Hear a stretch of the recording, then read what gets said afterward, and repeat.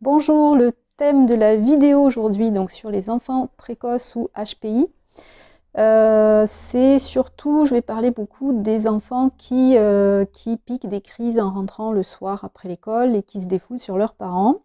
Alors même si effectivement il y a plusieurs profils d'enfants précoces, il n'y a pas un type précis, ça serait trop simple. Puis chacun a sa propre personnalité, heureusement, on est tous uniques. Mais voilà, donc moi le sujet qui m'intéressait là aujourd'hui, la décharge du soir.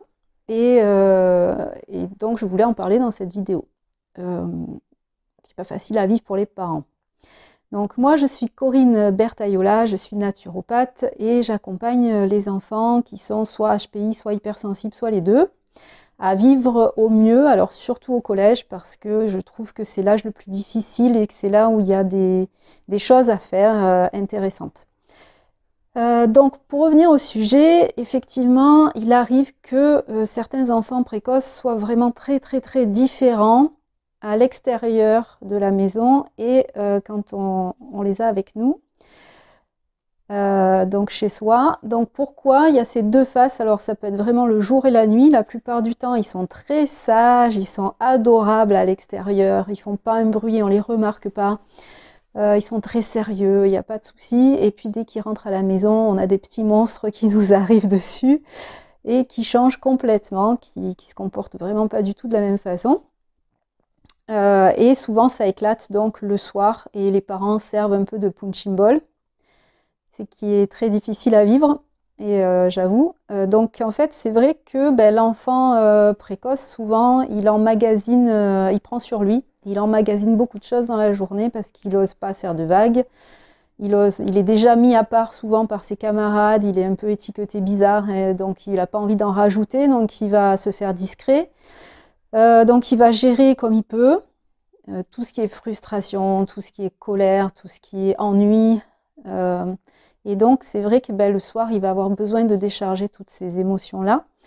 Donc oui, c'est une bonne chose pour lui de pouvoir décharger ses émotions parce que c'est vraiment pas bon, pas sain du tout de les emmagasiner, de les garder à l'intérieur parce qu'après ça peut causer des choses beaucoup plus graves. Donc c'est une bonne chose qu'il puisse se défouler. Mais bon, nous on aimerait bien qu'il arrête de se défouler sur nous parce qu'on n'y est pour rien. Il y a aussi le fait, bon alors même si c'est une marque de confiance, ça prouve que s'il arrive à se lâcher à la maison avec vous, et à vous dire, des tas de choses de façon colérique, c'est qu'il est en sécurité et qu'il est en confiance avec vous. Donc c'est déjà une bonne chose, qu'il ait au moins cet espace de confiance qui le sécurise. Après, vous, comment vous pouvez gérer ça?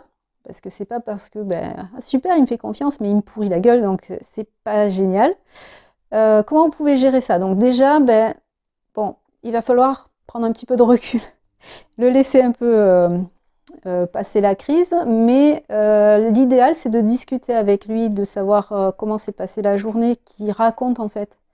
Parce que au lieu de crier sa colère, peut-être que d'exprimer les faits, de raconter si c'est une dispute avec un copain, si on l'a embêté à la récré, s'il s'est ennuyé en classe, si il est frustré parce qu'il y a un énoncé qu'il n'a pas compris alors qu'il savait le faire. Plein de petites choses comme ça qui peuvent le mettre dans une colère noire après le soir parce qu'il a macéré ça un petit peu toute la journée. Donc c'est vrai que de désamorcer un petit peu la crise en racontant la journée, ça peut aider. Il y a aussi le fait de le mettre en activité, c'est une deuxième piste. Alors le mettre en activité, il y a deux façons de le mettre en activité, soit en activité physique, parce que le sport, ça va lui permettre de se défouler quand même. Donc faire du vélo, aller au skatepark, taper dans un sac, peu importe, mais peut-être faire du sport pour qu'il se défoule et qu'il décharge déjà une première partie. Et après, il y a aussi pour les enfants qui s'ennuient trop à l'école, du coup l'école n'a pas répondu à ses besoins fondamentaux et il a un besoin intellectuel qui n'a pas été nourri sur la journée. Donc peut-être que le mettre dans une activité intellectuelle avec un jeu de société ou en créant une histoire, en faisant des calculs. Moi, le mien, il aime bien les calculs, donc ça dépend, chacun a ses préférences. En tout cas, le faire cogiter ou être dans la créativité, faire quelque chose qui va pouvoir qui va pouvoir vraiment remplir ses besoins. Et puis la dernière chose, c'est effectivement de le sécuriser, parce que même si le fait de se lâcher, c'est une preuve qu'il est quand même suffisamment en sécurité pour s'exprimer, il a besoin d'être rassuré par rapport à tout ce qu'il a vécu dans la journée, par rapport à ses questionnements, par rapport à son état, par rapport à tout ce qui peut se passer dans sa tête. Il a besoin d'être rassuré. Donc, c'est pas toujours évident de trouver les mots, de savoir exactement ce qui le préoccupe. Donc, à vous de savoir, vous connaissez votre enfant mieux que personne, et vous trouverez, je suis sûre que vous trouverez les mots qu'il faut pour le rassurer. Il suffit des fois de juste une phrase pour montrer que vous le comprenez et que vous le soutenez, et ça suffit à débloquer pas mal de choses. Donc voilà pour les pistes. Et puis je voulais dire une dernière chose par rapport à ça, c'est que en effet, même si les enfants qui sont précoces, ils vont être très vicieux, ils vont savoir exactement utiliser ce qui fait mal pour vous blesser et pour se défouler. Donc c'est pas évident à encaisser, mais sachez qu'en tout cas c'est pas personnel. Ils ne sont vraiment pas contre vous. La plupart du temps, ils ne pensent vraiment pas ce qu'ils disent, et d'ailleurs parfois ils s'en souviennent même pas. Donc il va falloir vraiment que vous, dans votre tête, vous sachiez que c'est pas vous qui êtes visé, c'est pas vous qui êtes en cause, et vous faites de votre mieux, et ils vous aiment quand même malgré tout.